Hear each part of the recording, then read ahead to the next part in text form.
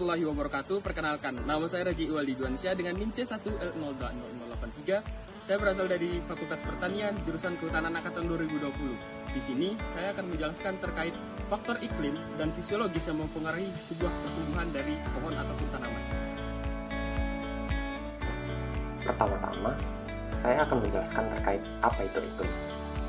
Iklim adalah kondisi rata-rata keadaan cuaca pada daerah yang lebih luas dan dalam waktu yang cukup lama.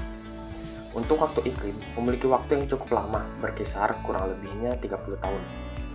Pembentukan suatu iklim dipengaruhi oleh keberadaan atmosfer, biosfer, hidrosfer, kriosfer, dan pedosfer. Sedangkan perbedaan iklim dipengaruhi oleh pengendali iklim yang terdiri atas matahari, distribusi cuaca di darat dan di laut, sel semi permanen pada tekanan rendah dan tekanan tinggi, angin dan massa udara, arus laut, pegunungan, dan tentu saja badai. Atmosfer menjadi faktor yang paling mempengaruhi pembentukan iklim pada suatu kawasan. Kondisi atmosfer dapat berubah dengan cepat karena adanya pengaruh dari luar. Atmosfer dapat berubah karena dipengaruhi oleh siklus harian, pemanasan permukaan yang berubah dalam skala regional maupun global. Atmosfer berkaitan dengan keadaan biosfer, yang dimana biosfer merupakan lapisan atmosfer yang masih dihuni oleh makhluk hidup. Ketebalan biosfer mencapai 8 km. Kondisi biosfer dipengaruhi oleh vegetasi tanaman dan kegiatan manusia. Vegetasi tanaman memiliki perubahan musiman yang mempengaruhi albedo suatu daerah geografis beserta siklus hidrologisnya. Sedangkan kegiatan manusia berupa penebangan hutan, pertanian, dan urbanisasi dapat menimbulkan perubahan iklim secara lokal dan global. Hidrosfer memberikan pengaruh terhadap temperatur iklim dalam periode waktu beberapa bulan, tahun, ataupun mungkin abad. Pengaruh hidrosfer bagi iklim terletak pada kondisi lautan. Sebagian besar radiasi matahari diserap oleh lautan yang kemudian diuapkan ke atmosfer. Penguapan air ke atmosfer oleh lautan menyebabkan terjadinya pelepasan energi panas lautan menjadi tetes awan. Kondisi ini membuat arus laut menjadi pengalihan panas bagi daerah tropis yang menerima sinar matahari terus-menerus ke daerah kutub yang jarang terkena sinar matahari. Dan untuk yang selanjutnya adalah faktor-faktor penyebab perubahan suatu iklim pada suatu daerah. Yang dimana di antaranya yang pertama adalah aktivitas manusia, misalnya seperti penggunaan listrik, pemakaian kendaraan bermotor, serta pembakaran dari pabrik yang meningkatkan emisi karbon dioksida jadi faktor pertama yang menyebabkan perubahan iklim, yaitu aktivitas manusia itu sendiri. Dan yang kedua adalah peningkatan gas rumah kaca. Gas rumah kaca dapat menyerap serta memantulkan radiasi, sehingga membuat suhu bumi memanas, atau biasa disebut dengan global warming.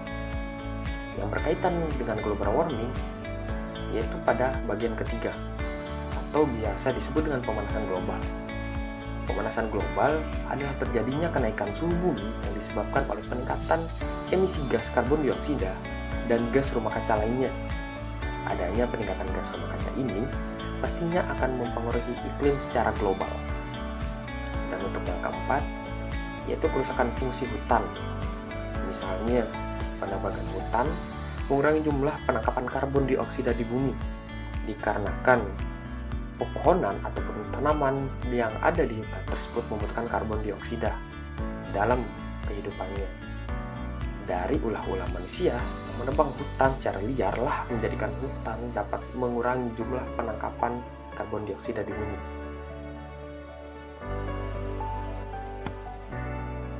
Berikut adalah proses perubahan iklim, yang dimana dapat kita lihat dari kegiatan kita sebagai manusia.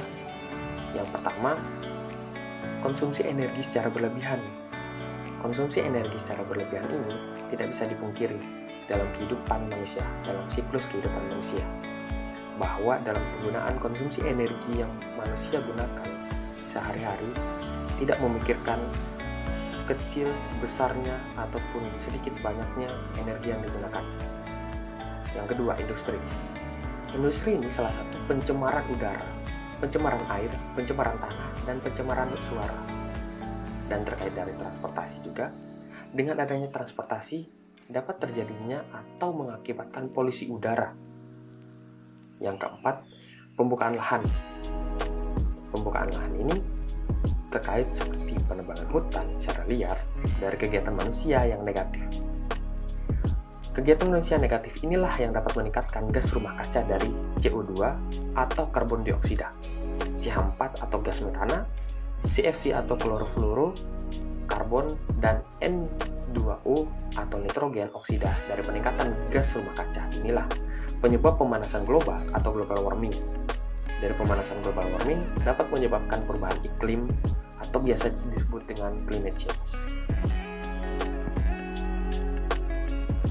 Dampak perubahan iklim. Kita bisa lihat bersama-sama terkait dari dampak perubahan iklim yang terjadi pada bumi. Perubahan siklus air dan hujan contohnya, yang menyebabkan kekeringan di berbagai wilayah dan curah hujan tinggi di wilayah lainnya. Dan selanjutnya, yaitu perubahan iklim tahunan interval musim dan cuaca. Perubahan ini mempengaruhi habitat dan perilaku makhluk hidup seperti burung yang berimigrasi lebih awal, bunga mekar lebih awal, atau lapisan es mencair lebih awal. Bahkan petani kita juga bergantung pada musim saat bercocok tanam terkait dari pertanian. Begitu juga untuk kehutanan itu sendiri dalam berbagai sektor. Dan selanjutnya, terjadinya cuaca ekstrim yang dimana menjadi bencana dalam jangka waktu yang lama. Dalam hal ini contohnya seperti kekeringan atau dalam waktu singkat seperti banjir. Gelombang panas atau badai tropis cuaca ekstrim bisa membawa dampak yang sangat buruk seperti kerusakan kerugian ekonomi, bahkan kematian. Jadi adanya dampak perubahan iklim ini dapat mempengaruhi sekali dari siklus kehidupan manusia, mulai dari ekonomi hingga bagaimana cara manusia hidup dalam memenuhi kebutuhan hidupnya.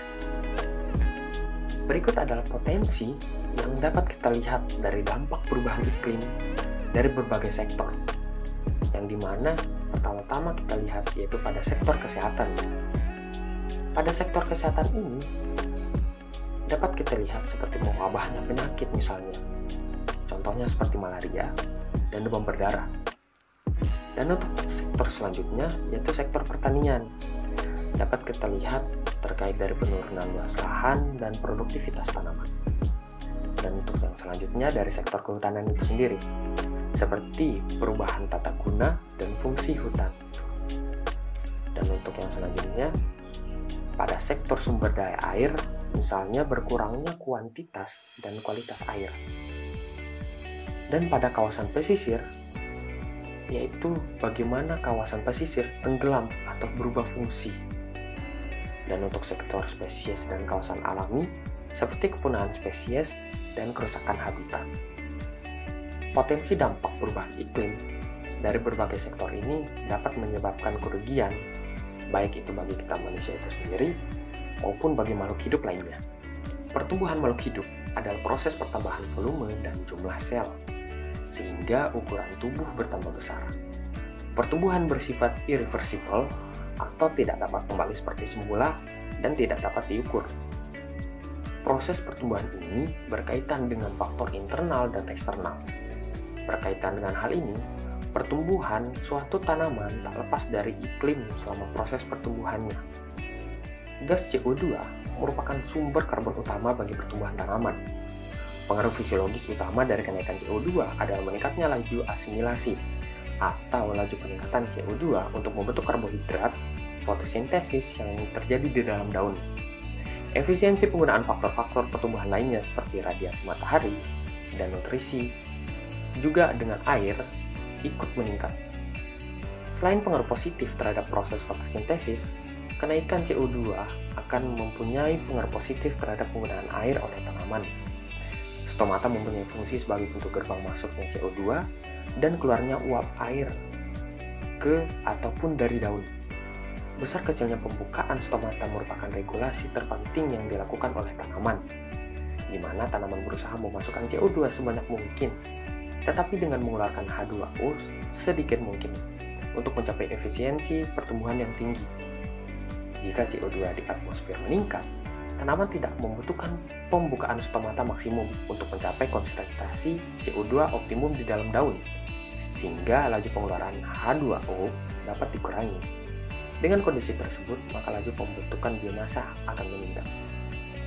Suhu merupakan faktor lingkungan yang berpengaruh terhadap pertumbuhan dan perkembangan tanaman. Suhu udara dipengaruhi oleh radiasi yang diterima di permukaan bumi, sementara tinggi rendahnya suhu di sekitar tanaman ditentukan oleh radiasi matahari, kerapatan tanaman, distribusi cahaya dalam tubuh tanaman, hingga kondisi lengkungan tanah. Pengaruh peningkatan suhu dapat mengurangi atau bahkan mengurangi dampak positif yang diberikan dari meningkatnya konsentrasi CO2 di atmosfer.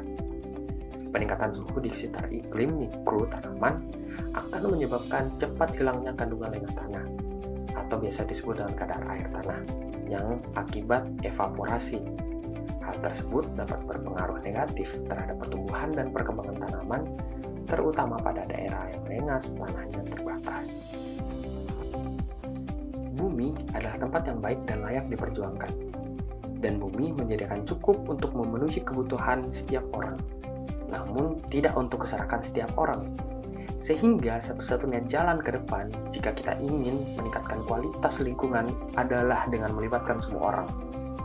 Mari kita pelihara alam agar masa depan kita bisa lebih baik.